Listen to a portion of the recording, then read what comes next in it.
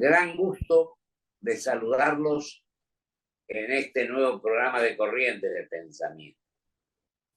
La situación, debemos ser muy claros, es complicada, es difícil, inflación, gasto público, pobreza incluso, y otras cuestiones que hay que tratar de resolver. Yo creo que nadie solo lo puede hacer, sino conformando un equipo de envergadura, con capacidad, que estudie los temas, que no sé qué tal, que siga estudiando siempre y convocar a los mejores. Yo digo que este es uno de los motivos de la autora Mondino, que indudablemente cumple un rol fundamental en el sector que encabeza Javier Milei. Y digo más, es ya diputada nacional, seguramente que va a legislar con el propósito de buscar lo mejor para el país, como lo he dicho siempre. Yo tengo un profundo respeto y aprecio por ella, porque ha estado muchas veces en nuestro programa y creo que este es el momento fundamental. Por eso le pedí especialmente que estuviera. Ella sigue enseñando, sigue dando horas de cátedra en distintos lugares, pero además conoce muy a fondo el tema de la actividad comercial, de las pymes en particular, pero en general de todo lo que tiene que ver con este tema fundamental e importante. Pero dejo para lo último, en esta presentación, no sé si de triunfar la lista en la cual ya está trabajando y está incorporada, lógicamente, y no puede ser el canciller del país, él sí es el triunfador Javier Milei. Querida Diana, te agradezco mucho tu presencia y la verdad tengo un profundo respeto por tu capacidad, por honorabilidad y sobre todo por que todos los días nos decía algo nuevo y estudias a fondo los temas antes de lanzar. Con esto no entro a formar parte de uno o de otro. Yo digo que tengo objeciones para hacer a un candidato y al otro candidato. Pero lo que creo es que está jugada la cosa porque ya hay dos fórmulas. Entonces, a esta altura del partido no se puede incorporar ninguna otra fórmula más.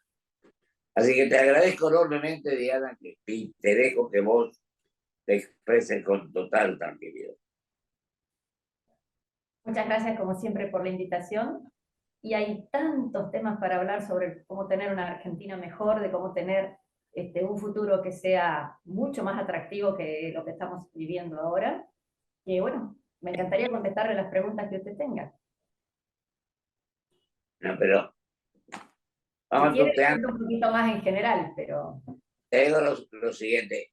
El tema económico, primero, ¿cómo lo estás viendo?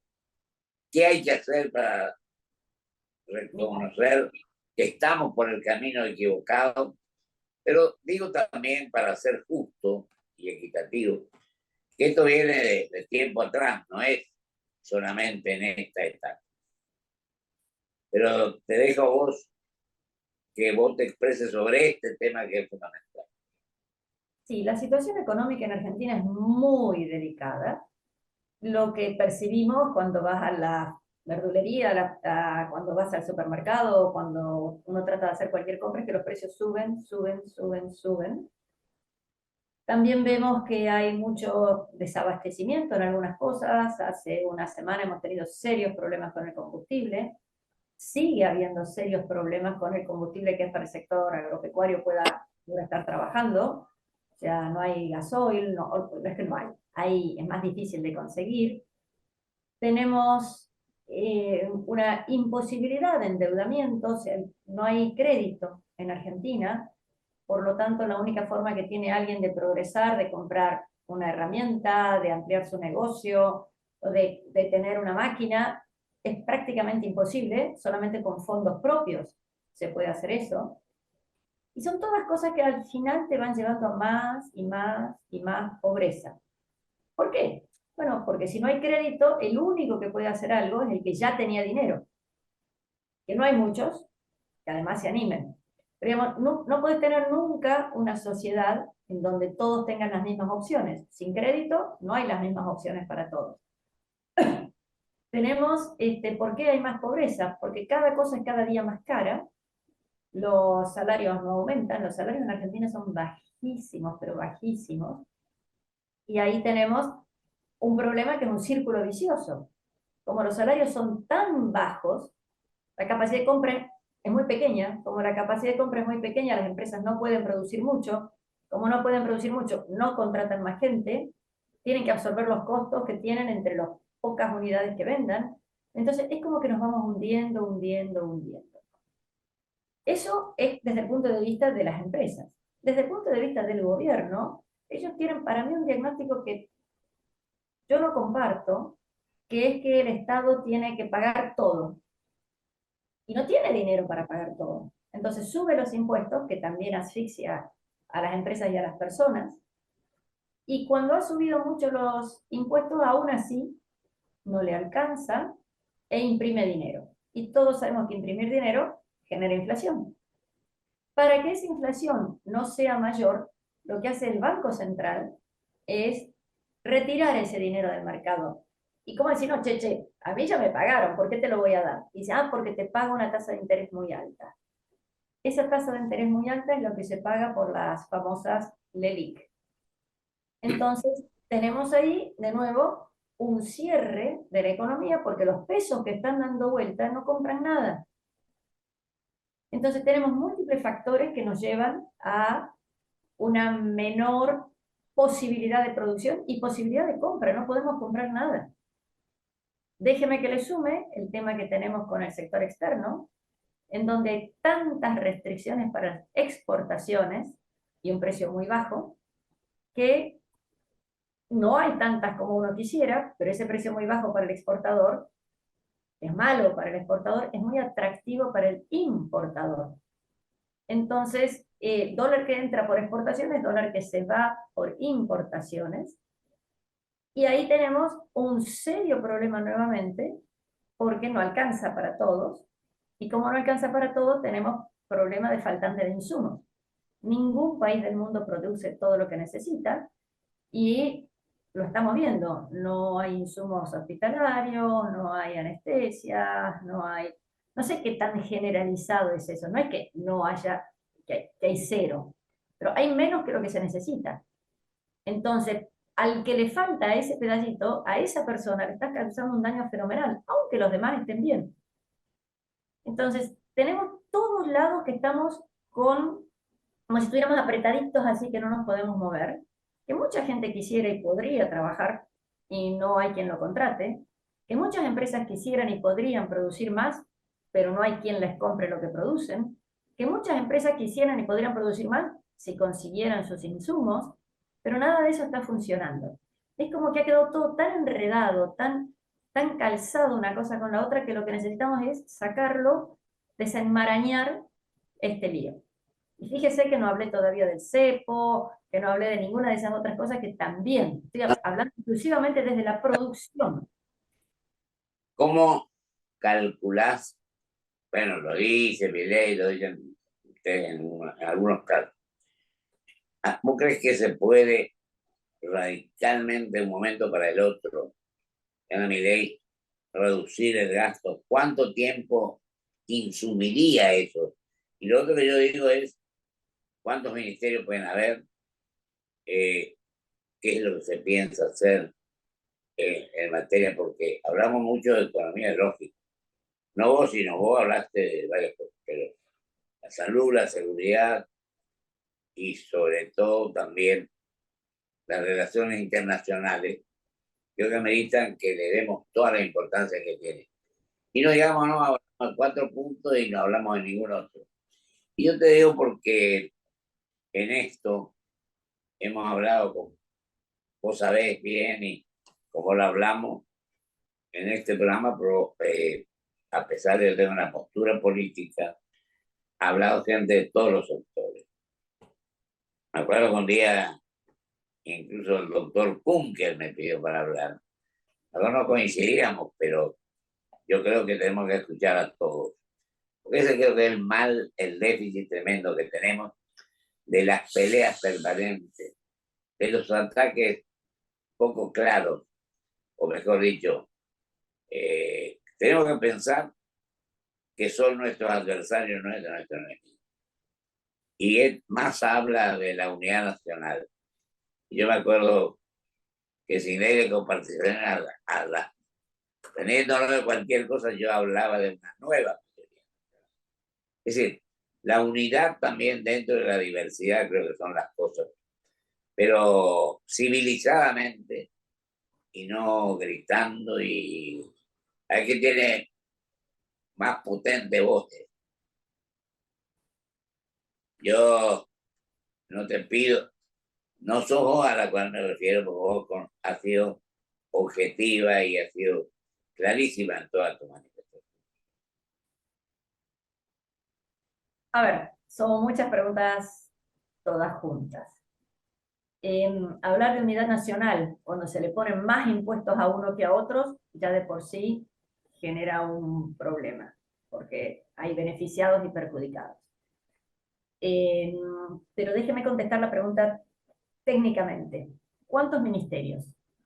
Pasar la propuesta que tenemos, que es aparentemente bastante sólida desde el punto de vista conceptual, es pasar de 22 ministerios que tenemos ahora a 8. No es que se dejan funciones, sino que hoy están desperdigadas. ¿Perdón? No, que se modifique la estructura, digo. Sí, se modifica la estructura que hace mucho más simple el funcionamiento. Hoy la coordinación entre 22 entes se hace extremadamente difícil. Entre 8 debería ser muchísimo más fácil. La velocidad para tomar decisiones debería ser sustancialmente mayor. El costo para la sociedad es obviamente muchísimo menor. La eficiencia debería ser muchísimo mayor. Entonces el tema es cómo se están unificando, pensando, consolidando distintas áreas. Y uno va viendo que no solo había superposición, sino que había contradicción entre el mandato de algunas áreas como está ahora. Eso creemos que va a ser un cambio muy significativo, que va a tener resultados en muy poquitos meses, se va a poder ver que hay un funcionamiento notablemente mejor. Esta expectativa es simplemente para hacer más fácil la vida de todos los argentinos. Eso no arregla el tema económico, ¿eh? Eso simplemente lo que hace es más lógico que sepas a dónde tenés que ir para hacer algo y quién decide, y cómo decide y cuánto tarda en decidir. Eso creo yo que ya con eso solo es un cambio importante. Hoy una empresa que quiere hacer un trámite de exportación, por ejemplo, tiene prácticamente 2 docenas de trámites para hacer. Y además no sabe cuál le falta, dónde están. Entonces hay muchas cosas que se pueden ir reduciendo. Además depende mucho del tipo de empresa, o sea, si tiene un amigo en otro sector, lo que el amigo le cuenta y cómo le funcionó a esta empresa que quiere hacer no le va a funcionar. Entonces es una simplificación, una reducción de muchísimos temas. Tenemos también una... ¿Perdón? Yo digo, ¿vos crees que hay que descentralizar realmente? Obvio, obvio. Pero hay 2 tipos de descentralización. Momentito. Está la del federalismo, que en Argentina está abandonado, tirado a los perros. Acá no hay federalismo en Argentina. Tenemos que urgente, urgente, urgente ir a un federalismo. No solo porque lo dice nuestra Constitución, sino porque es mejor, tiene todas las virtudes. Hoy está todo centralizado en Argentina a nivel nacional. Pero una vez que una decisión se supone que es nacional, pasa por 25 oficinas. Esa es la que hay que concentrar. Pero las funciones tienen que pasar a las provincias. Tiene que haber federalismo. Hay un montón de cosas. Esa frase de que Dios atiende en Buenos Aires sigue siendo verdad en un momento en que usted y yo estamos hablando por internet, Usted está en una provincia, yo estoy en otra, y todavía para un montón de trámites hay que llevar algo con un papel, con un sello, a Buenos Aires. Los impuestos que se cobran en un lado, pero dice, pero yo trabajo en otro. Ah, pero tiene que venir. Hay un montón de cosas. El federalismo, además, es quien tiene la capacidad de tomar la decisión. ¿Qué se enseña en una escuela? ¿Cuánto se le paga a los policías? ¿Qué cosas podemos hacer para que el hospital de la zona esté mucho mejor? Muchísimas de esas cosas. No puede ser que estén centralizadas. No se pueden tomar decisiones de Jujuy a Tierra del Fuego de cómo construir un jardín de infantes. Tiene que ser una decisión de cada localidad, ni siquiera de la provincia, de cada localidad, qué se necesita, cómo se necesita. Una tontería, le digo, el clima. En lugares cálidos, el edificio es diferente que en un lugar en donde nieva. Entonces, esa centralización que tenemos nosotros es casi chistosa, ¿no? Entonces, e ineficiente. Entonces, tenemos que ir urgente así de cabeza a un federalismo. Eso es integral en esto que yo le decía, en donde se simplifican funciones y queda claro quién tiene. Además de cuáles son las funciones, tiene que quedar claro cuáles son los recursos con los que cuenta, ¿no? Entonces, en eso también estamos trabajando, creemos que se pueden hacer enormes cambios, digamos, que el presupuesto de cada provincia sepa lo que tiene, cuándo lo tiene, cómo lo tiene, y no esto que tenemos ahora, permítame ser muy sincera, en donde hay una extorsión del Estado Nacional que le dice al gobernador, si no haces tal cosa, no te mando la plata, y a su vez el gobernador dice, si no me mandas la plata, no te firmo tal ley, ¿no? Te pido Eso tiene que un minuto desaparecer. para decirte, perdón, voy a acordarte que a mí me tocó cuando los políticos estábamos mucho más enteros en el 83. No hubo ley de coparticipación. Esta vigente, vos sabés más que yo, desde el 88 ya la voté como senador. Y en el 94, la Constitución habla de que había que hacer una nueva ley en 2 años. Tenemos del 94 ahora y te das cuenta cómo no hemos logrado hacer esto. Porque algunos me parece que confunden, vos me podés decir con total tranquilidad, que la coparticipación es simplemente una cuestión de recursos. No, es mucho más amplio, tiene que abarcar todos los temas a los cuales le queda prioridad e invertir en eso. Yo reconozco que el doctor Alfonsín con nosotros nos trató a los que no éramos de su partido de la misma manera que los que eran de su partido.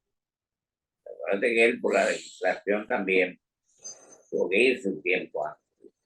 Es decir, lo que yo quiero sintetizar es lo siguiente.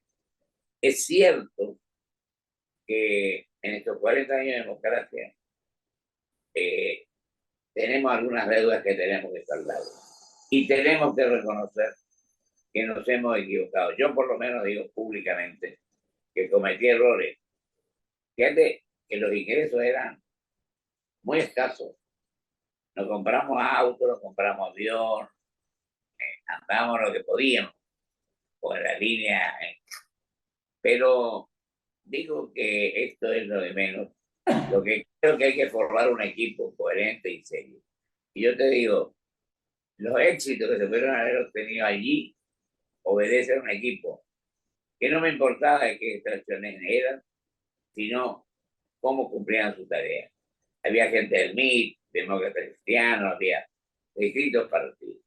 Y yo digo que los éxitos de aquel momento en vivienda, llevar industrias, el tema educativo, todo esto, sin duda alguna dio resultados y relación con el mundo también. Limitamos con 3 países, tenemos que salir a esto, pero fuimos un poco más lejos. Y digo yo, ¿por qué podemos decir que nos sentimos totalmente tranquilos con lo que pasó en 40 años? Yo creo que lo primero que tenemos que hacer es el examen de conciencia y decir que algunos de los caminos que recorrimos fueron los mejores. Y comenzar ahora a transitar un camino distinto.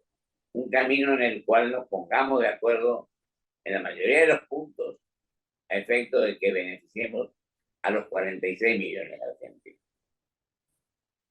Ojalá así Mi, sea. Ojalá así sea. Hoy tenemos un gran porcentaje de los impuestos. Ha ido cambiando a lo largo de los años qué tipo de impuestos se cobran, cuál es la tasa, etc.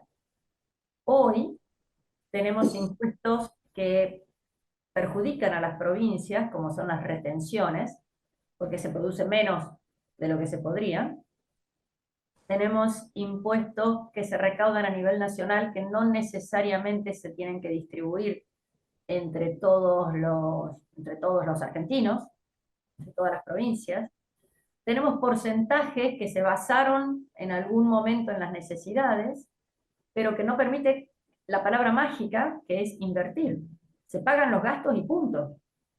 así Entonces, ¿cómo hacemos para hacer rutas, para hacer hospitales, hacer puertos?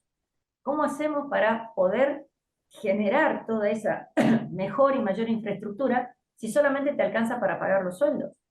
Y ahí entramos en un círculo vicioso, no nos engañemos, que como no se construye, no hay inversión, no hay empleo privado, como no hay empleo privado, los gobiernos provinciales contratan y contratan y contratan gente, entonces cada vez necesitan más recursos, que menos necesitan para la inversión, y nos metemos solitos en un pozo del cual no podemos salir.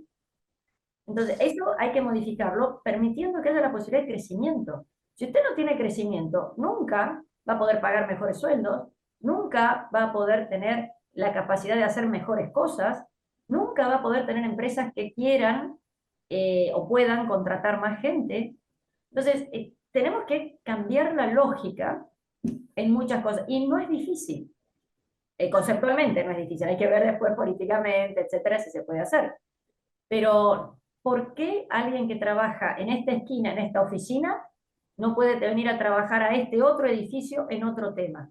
En este a lo mejor no es útil, en este otro a lo mejor sí es útil. ¿Por qué no podemos hacer esos cambios? La persona es la misma, gana lo mismo, tiene el mismo trabajo, la misma estabilidad, la misma vacación, el mismo todo. ¿Por qué no puede estar en un trabajo que ayuda a su propia comunidad? Entonces, muchas de esas cosas tenemos que...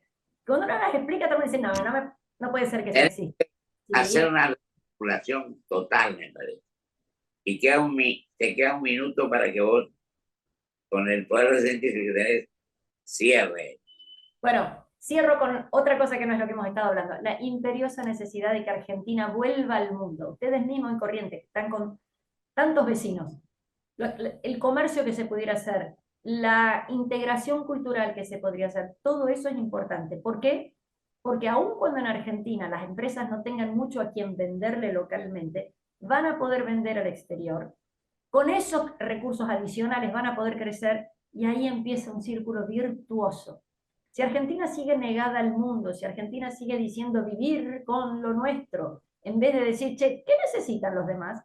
Le vendo todo lo que yo pueda, produciendo más. Creo que tenemos ahí una salida que ha sido desperdiciada en estos últimos años. Argentina es una de las economías más cerradas del mundo. Dentro de Mercosur somos cerrados. No hemos estado explorando todas las opciones en un mundo que está complicadísimo desde el punto de vista político, pero que ha ido creciendo muchísimo en los últimos 20 años. No desperdiciemos esa oportunidad porque nos está llamando a la puerta y es una solución muy fácil de empezar, que nos beneficia a todos, que no perjudica a nadie, esa es otra cosa, no perjudica a nadie, y que nos da la llave para un mejor crecimiento. Yo te agradezco, te mando un cariño muy grande y mi agradecimiento como argentino y como amigo también, por supuesto, de tus cualidades y tus posiciones.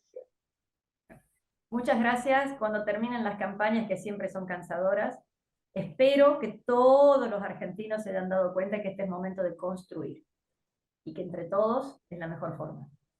Y terminar con yo te firmo eso con las dos manos. Y te agradezco mucho. Vamos a un corte y vuelvo con las conclusiones.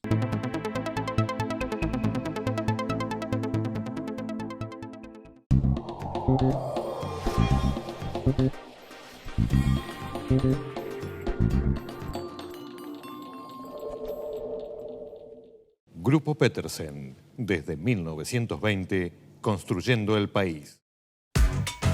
¿Qué es lo que hace a San Isidro distinto? ¿Será que vivimos haciendo obras que nos hacen vivir mejor, como la nueva senda del hipódromo? ¿Será porque seguimos haciendo megaconstrucciones? Sí, porque seguir mirando hacia adelante hace todo distinto.